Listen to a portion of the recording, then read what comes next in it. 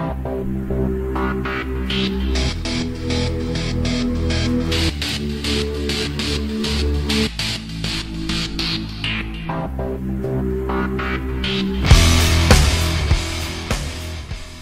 tout le monde, bienvenue à Radio B52, le podcast qui clash solide.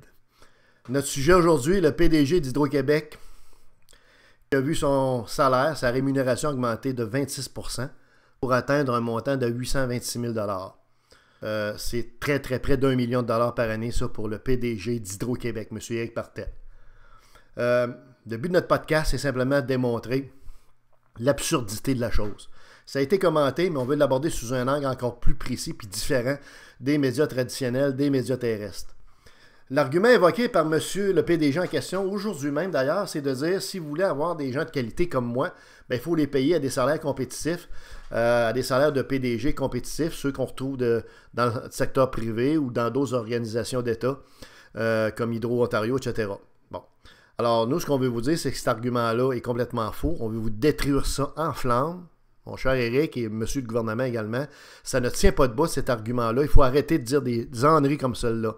C'est fallacieux, c'est inexact et c'est vraiment insensé de dire ça.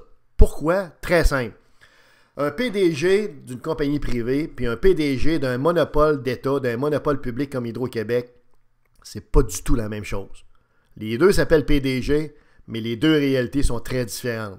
Un PDG dans le secteur privé, vous le savez, les gens qui m'écoutent, qui sont dans le secteur privé ou qui ont travaillé dans le secteur privé, le PDG, là, il doit se battre à tous les jours. Dans une compagnie privée, tu te bats à tous les jours pour être compétitif sur les prix, sur la qualité de tes produits, tes services. Tu dois t'assurer d'être en avant des autres pour être toujours, avoir les produits les plus attrayants qui vont se vendre le plus. Tu dois t'assurer d'avoir des coûts de revient qui sont les plus bas possibles. Tu dois t'assurer d'avoir également une capacité d'innovation régulière pour être près des attentes des clients, des consommateurs. Parce que ta raison d'être, c'est de servir le consommateur. Également, tu dois avoir ce qu'on appelle un retour sur investissement puis des ratios financiers qui sont attrayants, qui sont alléchants pour tes actionnaires. Parce que si tu es public, ben, tu rends des comptes à tes actionnaires. Capital privé, c'est un montage financier privé, mais tu as des comptes à rendre dans les deux cas au niveau de tes ratios financiers. Également, ton CA, ton conseil d'administration. Et quand il n'y a pas de résultat dans le secteur privé, quand il n'y a pas de rentabilité, quand le chiffre d'affaires baisse et que tout finalement va mal, eh bien, c'est pas bien compliqué, ils te montrent la porte. C'est out, tu es licencié. Tu es remplacé par un autre, c'est la loi de la jungle, c'est comme ça que ça marche.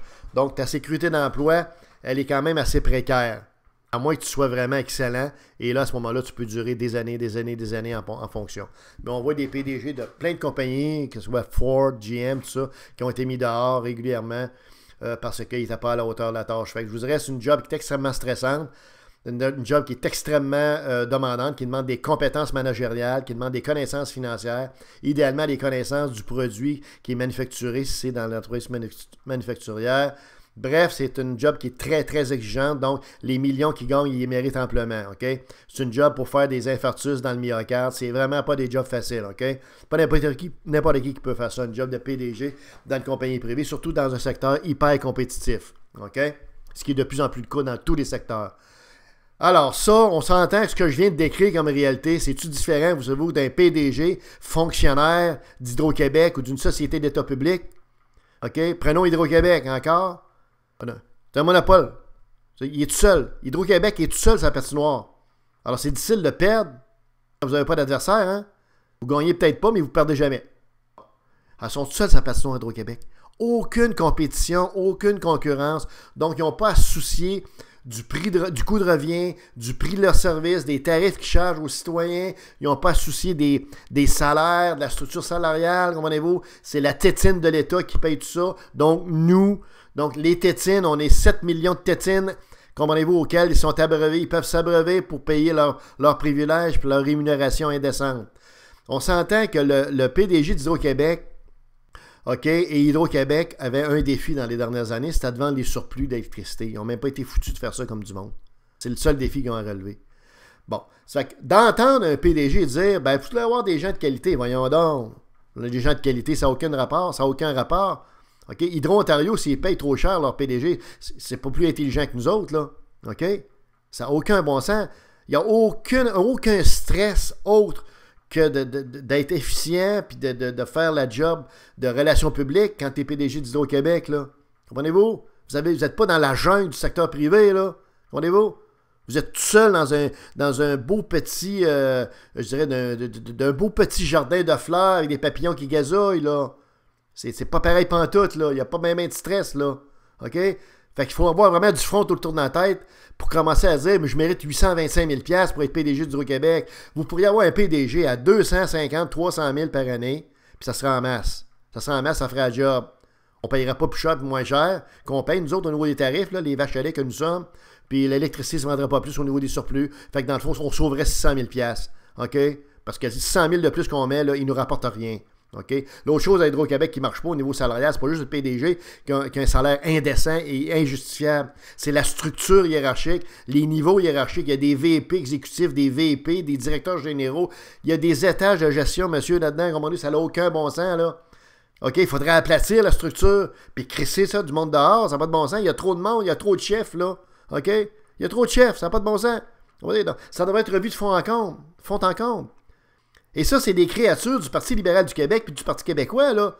OK? Il n'y a personne qui adresse ce qu'on vous dit là. Ça doit être repensé, refondu et rationalisé, Hydro-Québec, de fond en comble, puis tu repasses ça sur des nouvelles bases avec des structures de salaire puis des structures de coûts beaucoup plus inférieures à ce qu'on doit payer actuellement. Nous, les vaches à lait que nous sommes. Parce que c'est nous autres qui payent ces salaires-là, là, qui n'ont aucun bon sens. Aucun bon sens. C'est la même affaire à la Société des alcools. C'est la même affaire dans un paquet de sociétés d'État où on paye les dirigeants bien trop cher pour ce qu'ils font. Puis ces prétentieux-là s'en viennent nous dire « Ah, ben si vous voulez m'avoir, moi je suis un gars extrêmement compétent, ben ça vaut 800 000 $. Hey, va donc chier, tu sais. Va donc chier. Tu prendrais ce gars-là, tu le mettrais dans une compagnie privée, probablement que les compagnies privées feraient faillite ou ils se feraient kicker out, comprenez-vous, parce qu'il n'y a pas de compétences. Comprenez-vous ce que je veux dire? C'est très simple, là. Donc, vous ne pouvez pas comparer ça. OK? Vous ne pouvez pas comparer public-privé au niveau des PDG, des dirigeants. Impensable. OK? Alors, la moindre des choses, si on avait un parti qui gouverne, hein, au niveau provincial, si on n'avait pas un Papounet, hein, Papounet-Couillard, puis l'autre, Barrette, toute sa gang, il mettrait fin à ça. Il mettrait fin à cette absurdité-là. Mais Papounet lui-même, comme médecin, puis Barrette, ils ont agressé leur boys club de médecins eux-mêmes. Comprenez-vous, de je ne sais pas combien de milliards pour des spécialistes, tout ça. Ces gens-là n'ont aucune conscience des coûts, des prix. Les gens, les politiciens, oublient que cet argent-là vient de nos poches, du monde ordinaire. Alors que le salaire moyen des Québécoises et des Québécois est probablement autour de 45-50 000. Comprenez-vous? Alors, il y a quelque chose de complètement fâchant là-dedans et espérons que les gens vont se rappeler le moment venu.